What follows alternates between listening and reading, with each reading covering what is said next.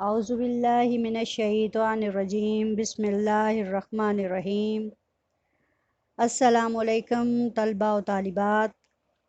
आज हम अपने जमात नहम के असबाक के साथ साथ जमात दहम के असबाक का भी आगाज़ किए देते हैं, जिसमें हमारे पास हिस्सा कुरान में सूरह अहज़ाब और सूरह मुमतना, हिस्सा हदीस में हमारे पास हदीस नंबर 11 ता 20 और हिस्सा मौज़ूआत में हमारे पास 5 मौज़ू हैं जिन पर हम सर हासिल बहस करेंगे और बात करेंगे। उनमें से पहली जो हमारे पास सूरह अहज़ाब है। सूरह अहज़ाब, अहज़ाब लफ्ज़ जो है ये हिज़्ब से निकला है। हिज़्ब इसकी वाहिद है और अहज़ाब इसकी जमा है। अहज़ाब यानी हिज़्ब का मतलब है ग्रोह। जिस तरह हम उर्दू में एक लफ्ज़ बोलते हैं हिज़्ब इक़्तिदार, यानी इक़्तिदार में आने वाला ग्रोह, तो यहाँ अहज़ाब से मुराद वो ग्रोह हैं जिन्होंने मिलकर मुसलमानों पर हमला करने की ठानी लेकिन मुंह की खाई। इसी सूरत के लिए ग़ज़वा अहज़ाब का लफ्ज़ इस्तेमाल किया जाता है। ग़ज़वा अहज़ाब के असल में दो मायने बनते हैं, दो उसके नाम हैं। एक तो अहज़ाब इसलिए कि इसमें ग्रोहों ने मिलकर हमला किया, और खंदक इसका दूसरा नाम है जिसमें ये एक हिकमत इख्तियार की गई और इस एक हिकमत के तहत इसका नाम ग़ज़वा खंदक भी रखा गया। ग़ज़वा जैसे आप लोगों को मैंने पहले बताया कि ये जिस जंग में नबी करीम सल्लल्लाहु अलैहि वसल्लम खुद शामिल हुए वो ग़ज़वा कहलाया। चूँकि इसमें भी आप सल्लल्लाहु अलैहि वसल्लम खुद शामिल हुए, खुद पत्थर तोड़े, खुद सर पे ईंटें ढोई और ये इसकी मिट्टी खोदी। इसके बावजूद आप सल्लल्लाहु अलैहि वसल्लम ने के पाया इस्तक़लाल में कमी नहीं आई, लग़ज़िश नहीं आई। इसलिए इसका दूसरा नाम खंदक, और ये खंदक इसलिए रखा गया कि आप सल्लल्लाहु अलैहि वसल्लम ने सहाबा-ए-किराम से मशवरा किया।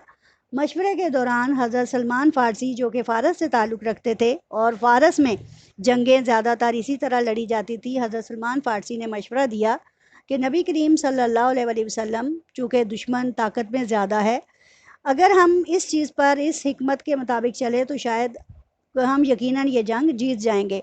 तो इस मशवरे को मंजूर किया गया और उसके मुताबिक जो है वो मदीना के इर्द गिर्द उसके शुमाल की जानब, ख़ास तौर पे शुमाल की जानब 5 गज़ चौड़ी और 5 गज़ गहरी खंदक खोदी गई, और जिसके नतीजे में दूसरी तरफ मुसलमानों ने पड़ाव किया, जिसके नतीजे में अल्हम्दुलिल्लाह अल्लाह ताला ने मुसलमानों को इस जंग में फ़तह अता फ़रमाई। अब हम चलते हैं इसके बाकायदा तारुफ़ की तरफ। क्योंकि इसमें बहुत सारे ग्रोहों ने मिलकर हमला किया था, इसलिए इस ग़ज़वा की एक वजह तस्मिया जो है वो इन ग्रोहों की का आपस का अकट है। इसका पस मंज़र ये है कि मदीना तैयबा में यहूदियों के 2 कबाइल आबाद थे, एक बनु नुज़ैर, दूसरा बनु कुरैज़ा। बनु नुज़ैर ये वो थे कि जिनके साथ नबी करीम सल्लल्लाहु अलैहि वसल्लम इन दोनों कबाइल से पहले से मुआहदा कर चुके हुए थे, लेकिन दर पर्दा वो दोनों, बल्कि एक तीसरा कबीला बनु कैनुका भी था, ये इनका मकसद सिर्फ़ और सिर्फ मुसलमानों की मुखालफत करना ही था। इसी मुखालफत के नतीजे में बनु नुज़ैर ने नाउज़ बिल्लाह हज़ूर सल्लल्लाहु अलैहि वसल्लम को शहीद करने की नापाक साजिश की।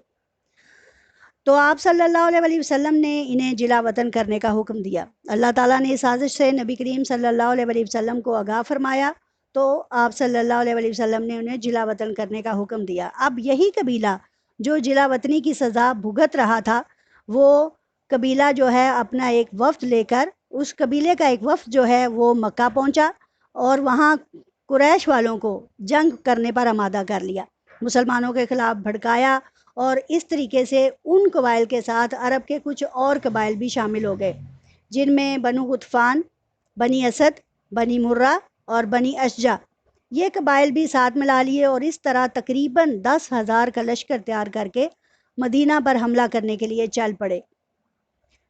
इसके अलावा आपको मैंने बताया कि इसका नाम ग़ज़वा खंदक भी है, यानी इस जंग का, इस ग़ज़वा को जिसमें आप सल्लल्लाहु अलैहि वसल्लम ने ये जंग की, उसमें हज़रत सलमान फ़ारसी के ज़रिए उनके मशवरे से 5 गज़ और 5 गज़ गहरी, 5 गज़ लंबी और गहरी और चौड़ी खंदक खोदी गई, और इसके नतीजे में अल्लाह ताला ने हमें फ़तह से सरफराज फरमाया। अब इसकी अगर हम जोग्राफियाई साख्त की तरफ जाएं तो मदीना मुनव्वरा के मशरिक और मगरिब में पथरीला इलाका था, دونوں طرف سے، مشرق کی طرف سے بھی اور مغرب کی طرف سے بھی سخت چٹانیں تھیں، پتھریلا علاقہ تھا، اور اس طرف سے مسلمان دونوں طرف سے محفوظ تھے، جبکہ جنوب کی طرف گھنے باغات تھے، ادھر سے بھی دشمن کے حملے کا خطرہ نہیں تھا۔ صرف ایک جانب موجود تھی، وہ تھی شمال، جہاں سے وہ غیر محفوظ بھی تھی اور کھلی بھی تھی۔ جب حضرت سلمان فارسی نے مشورہ دیا تو شمال کی جانب خندق کھودی گئی، کتنی میں نے آپ کو پہلے بھی بتایا ہے، 5 گز چوڑی، 5 گز گہری۔ اس دوران میں مسلمانوں نے یہ کام بڑے ہی سرشار طریقے سے انجام دیا، اس میں بھرپور حصہ لیا، یہاں تک کہ نبی کریم صلی اللہ علیہ وسلم نے اپنے شکم مبارک پر پتھر بھی باندھے، اور اس کے نتیجے میں اتنی تکلیفیں سہی، صحابہ کرام نے تکلیفیں سہی، لیکن اپنے اس کام کو پایا انجام تک پہنچایا، اور بہت جلد اس کو ختم کر کے اپنے دشمن کا انتظار کرنے بیٹھ گئے کہ کب دشمن آئے تو ہم ان کو نیست و نابود کریں۔ ادھر سے جب دشمن آیا تو کچھ لوگوں نے، گنتی کے 2 یا 3 لوگوں نے حملہ کرنے کی ٹھانی، بڑے شاہ سواروں نے بہت زور سے، بہت دور سے ایڑ لگا کر اپنے گھوڑے وہاں تک پہنچائے، لیکن جیسے ہی آگے بڑھے، حضرت عمر فاروق، حضرت علی رضی اللہ تعالیٰ عنہ اور حضرت ابوبکر صدیق جیسے ہمارے غیور اور بہادر سپاہیوں کے سامنے ان کی ایک نہ چلی، اور ان کو اپنی جان سے ہاتھ دھونے پڑے۔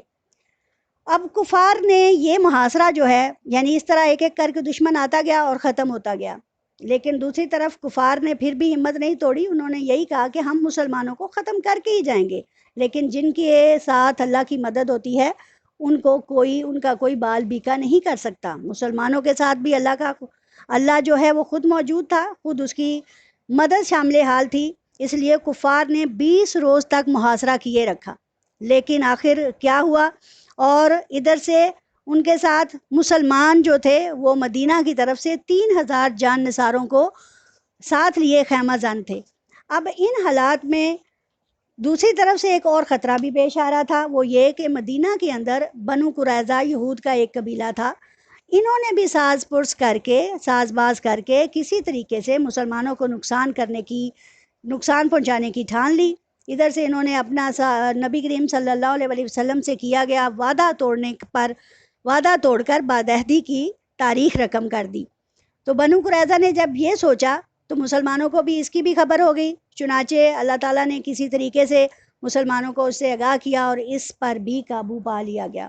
اس طرح اللہ تعالیٰ جل جلالہ کی مدد کے ذریعے اللہ تعالیٰ نے کیا کی مدد، جس طرح غزوہ بدر میں اللہ تعالیٰ نے پے در پہ فرشتے بھیج کر مسلمانوں کی مدد کی، اسی طرح اللہ تعالیٰ نے آسمان سے طوفان اور آندھی کی صورت میں کفار، آندھی کی صورت میں ان کو بکھلا کر رکھ دیا۔ کفار کے لشکر میں افراتفری پھیل گئی، خیموں کی تنابیں اکھڑ گئیں، ہانڈیاں الٹ گئیں، گھوڑے بھاگ گئے، ایون ہر چیز وہ وہیں چھوڑ کر الٹے پاؤں بھاگ گئے۔ یہ سارے واقعات جو ہیں وہ سورۃ الاحزاب میں آیت نمبر 9 تا 27 کے اندر تفصیل کے ساتھ موجود ہیں۔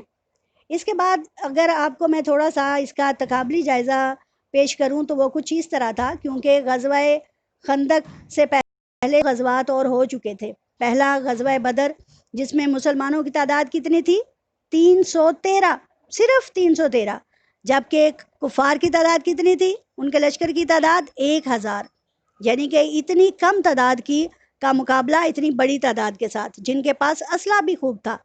غزوہ احد میں مسلمانوں نے اپنی تعداد بڑھائی تو 1000 کا مقابلہ 3000 سے ہوا، لیکن اس میں مسلمانوں کے ساتھ تھوڑی سی یہ کہہ لیں کہ شاید انہوں نے نبی کریم صلی اللہ علیہ وسلم کے جو حکم ہے اس سے تھوڑی سی کوتاہی کی، جس کے نتیجے میں درہ کی طرف سے انہوں نے دوبارہ حملہ کر دیا، جس کے نتیجے میں مسلمان جیتی ہوئی جنگ جو ہے وہ ہار گئے۔ اب ہمارے پاس آ گیا غزوہ خندق۔ غزوہ خندق میں کفار کی تعداد تھی 3000، مسلمانوں کی تعداد تھی 3000، جبکہ ان کا مقابلہ کن سے تھا، 10,000 تعداد سے، یعنی 10,000 سپاہی، اور وہ بھی کیسے، جن میں منافق بھی تھے، جن میں یہودی بھی تھے، جن میں کفار بھی تھے، یعنی سب نے اپنے آپ کو ایک چیز پر اکٹھا کر لیا کہ مسلمانوں کو نقصان ہی پہنچائیں گے، ان کو ختم کر کے ہی دم لیں گے۔ لیکن جب اللہ تعالیٰ کی مدد ساتھ ہوتی ہے تو پھر کوئی اور دنیا کی طاقت کسی کو، خاص طور پہ مسلمانوں کو، پیچھے نہیں ہٹا سکتی. اور مسلمانوں کا یہی جذبہ ایمانی انہیں زندگی میں کامیابی عطا کرتا ہے. اور پھر اتنے کم عرصے میں مسلمانوں کا یوں غلبہ پا جانا اور صرف 23 سال میں اس جاہل قوم پر اپنے آپ کو سبقت لے جانا اور کامیابی حاصل کرنا اور انقلاب کی تاریخ رقم کرنا، یقیناً یہ نبی کریم صلی اللہ علیہ وسلم کا بہت بہت بہت بڑا معجزہ ہے. اس کے علاوہ میں اور کچھ نہیں کہہ سکتی، کیونکہ یہاں آپ دیکھیں، اگر آج کے حالات میں دیکھیں تو انگریز کوئی بھی ایسی پلاننگ کرتے ہیں کہ 100 سالہ پلاننگ ہوتی ہے ان کی، لیکن اگر اللہ نہ چاہے تو یہ 100 سالہ پلاننگز ختم ہو جاتی ہیں. لیکن اللہ تعالیٰ نے مسلمانوں کو فتح سے ہمکنار کیا. اب سورۃ الاحزاب کا تعارف اور اس کے اہم موضوعات جو ہیں وہ آپ کے گوش گزار کروں گی. اس میں سورت کا نام جو ہے وہ آیت نمبر 20 کے اندر موجود ہے. اس میں 9 رکوع ہیں اور 9 ہی اسباق ہیں. جیسے میں نے پہلے آپ کو غزوہ بدر کے حوالے سے یا سورہ انفال کے حوالے سے بتایا تھا کہ ہر سبق ایک رکوع پر مشتمل ہے، اسی طرح سورہ احزاب کا بھی ہر ایک سبق جو ہے ایک رکوع پر مشتمل ہے. یہ بھی مدنی صورت ہے، چونکہ آپ کو پتہ چل ہی رہا ہے کہ یہ حالات مکہ مدینہ میں پیش آ رہے تھے. اس صورت میں 73 آیات ہیں، 1280 کلمات ہیں اور 5790 حروف ہیں. سن 5 ہجری شوال میں یہ ہوئی تھی اور پارہ نمبر 21 میں شروع ہوتی ہے اور 22 پر جا کر ختم ہوتی ہے. اس کے اندر جو اہم موضوعات ہیں وہ کچھ اس طرح ہیں، یعنی میں آپ کو اس کے چیدہ پہلو بتاؤں گی، تفصیل سے نہیں بتا پاؤں گی، کیونکہ صورت اپنے لحاظ سے، اپنے موضوعات کے اعتبار سے کافی ورائٹی رکھتی ہے. جیسے اس کے اندر پہلا اگر آپ کو میں تھوڑا سا بتاؤں تو وہ ہے تقوی و پرہیزگاری، اطاعت خداوندی، اطاعت رسول صلی اللہ علیہ وسلم، یعنی کہ یہ تینوں پہلو یا تینوں خوبیاں جو ہیں وہ مسلمانوں کو اختیار کرنے کا حکم ہے اس کے اندر. اس کے بعد اہم احکام جن کو ہم شرعی احکام بھی کہہ سکتے ہیں، اس میں نکاح، حق مہر، طلاق اور اسی طرح کے دوسرے اہم احکام بھی شامل ہیں. اس کے بعد آپ صلی اللہ علیہ وسلم کی صفات، ان کی تعلیمات کا بھی بیان ہے. اہل بیت اور مسلمان گھرانوں کے اندر کیا چیزیں ان کو اختیار کرنی چاہیے ان کا بھی بیان ہے. اس کے بعد مسلمان مردوں اور عورتوں کے 10 اوصاف کھل کر بیان کیے گئے ہیں جن کے مطابق ان کو عمل کرنا ہے. یہ بات صرف اہل بیت کے لیے نہیں بلکہ تمام مسلمان گھرانوں کے لیے ہیں. اس کے بعد حضرت زینب رضی اللہ تعالیٰ عنہ سے آپ صلی اللہ علیہ وسلم کا نکاح اور حضرت زینب کیا حضرت زید بن حارث سے طلاق، اس سلسلے میں بھی خیر حاصل احکام موجود ہیں. اس کے بعد نبی کریم صلی اللہ علیہ وسلم کی ازواج اور مومنات کو پردے کا حکم بھی اس صورت کے اندر موجود ہے.